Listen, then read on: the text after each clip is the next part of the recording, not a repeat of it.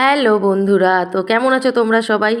আর দেখো, আমাদের সেদিনকে একটা নেমন্তন্ন ছিল, মানে এক দিদা গত হয়েছিল, তো তার শ্রাদ্ধতে আমরা গেছিলাম। আর দেখো, আমি শাশুড়ি আর আমাদের সঙ্গে আরেকটা দাদা আমরা বেরিয়ে পড়েছিলাম। তারপর এই মেন রোডে চলে আসলাম। চলে আসার পর আমরা অটোতে উঠে পড়লাম।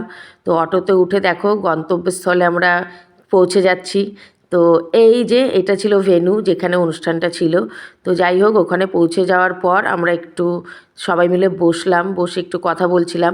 আর ওই যে দূরে দেখো, ওই দিদার ফটোটা মালাতে পুরো ঢেকে গেছে, দেখাতে পারলাম না দূর থেকে। তো যাই হোক, তারপরে তো আমরা চলে গেলাম খেতে। তো যাই হোক, এখানে প্রচুর ভিড় ছিল, দুপুরের টাইম, খিদের টাইম। তো যাই হোক, আমরা ওখানে বসে একটু গল্প করছিলাম। তখনও টেবিলটা পরিষ্কার হয়নি। তো যাই হোক, টেবিলটা পরিষ্কার করা করা হলো। আর তারপর দেখো, এই যে মেনু কার্ডটা দেখিয়ে দিলাম। তো মেনু কার্ডটা দেখানোর পর প্রথমেই পড়ে গেল প্লেট, তারপরে ন্যাপকিন, তারপরে জলের বোতল। আর তারপরে দেখো, যেটা শ্রাদ্ধ বাড়িতে দেয় না, কি চিড়ে টিড়ে ওইসব, ওইগুলি দিল। তারপরে প্লেন ভাত দিল, ঘি দিল, যেটা আমার খুব প্রিয়। আর তার সঙ্গে বাদাম ঠাদাম দিয়ে লাল শাক ভাজা। তারপরে পড়ে গেল শুক্তো। শুক্তোটা খুব দারুণ লাগে। আর মুখে বড়িটা পড়লে তো জাস্ট আর কিছু বলার নেই। তা যাই হোক, খেলাম। খাওয়ার পর পড়ে গেল মাছের মাথা দিয়ে ডাল। আর আমার সবচেয়ে প্রিয় খাবার যেটা, সেটা হলো এই ঝুরি আলু ভাজা। এটা আমি দুবার নিয়েছিলাম, জানো তো। তো যাই হোক, খেলাম। খাওয়ার পর দেখো, আমাদের পড়ে গেল কাতলা মাছ। কাতলা মাছটা খুব সুন্দর ছিল, গ্রেভিটাও খুব সুন্দর ছিল, মানে খুব রিচ ছিল না। তো যাই হোক, আমি এক পিস কাতলা মাছ খেলাম। তারপরে পড়ে গেল পাতুরি, ভেটকি মাছের পাতুরি।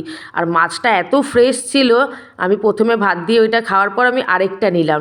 অল্প একটু ভাত ছিল, তো ওইটা দিয়েই আমি পাতুরিটা খেলাম, দারুণ। আর তারপরে চলে গেল অফ সিজনের আমের চাটনি। আর আমের চাটনিটা খুব টক ছিল, আমি তো অত টক ভালো খাই না। তো যাই হোক, একটু খাওয়ার পর সাইডে রেখে দেখো, আমি পাঁপড় খাচ্ছিলাম শুধু, তারপরে দই আর মিষ্টি। তো এই ছিল আজকের মেনুটা। তারপর দেখো, আমরা বাড়ি চলে আসলাম। এই যে আমাদের বাড়ি। তো আমার ছেলেকে তো নিয়ে যায়নি, ও তো স্কুল দিয়ে এসে আমাকে খুঁজে বেড়াচ্ছে। এবার দেখো, বাড়িতে চলে আসার পর ওই যে ওই এসে দরজা খুলেছে আর বলছে, কী হলো মা, তোমরা চলে গেলে আমাকে নিলে না। তো যাই হোক, একটু মানে রাগ হয়েছিল ওর। তো ওর বাবাকে ভাত খাইয়ে দিয়েছিল স্কুল থেকে আসার পর, কিন্তু ওর বাবা না খেয়ে বসেছিল। তো আমি আসার পর ওর বাবাকে আবার ভাত দিলাম। তারপরে সেই বিকেল 5টার সময় ওর বাবা ভাত খেলো। তো যাই হোক, ওর বাবা ভাত খাওয়ার পর আমি এসে ড্রেসও চেঞ্জ করিনি, ওকে আবার একটু পড়াতে বসালাম। আন্টির পড়াটা একটু বাকি ছিল, অঙ্ক করছিল।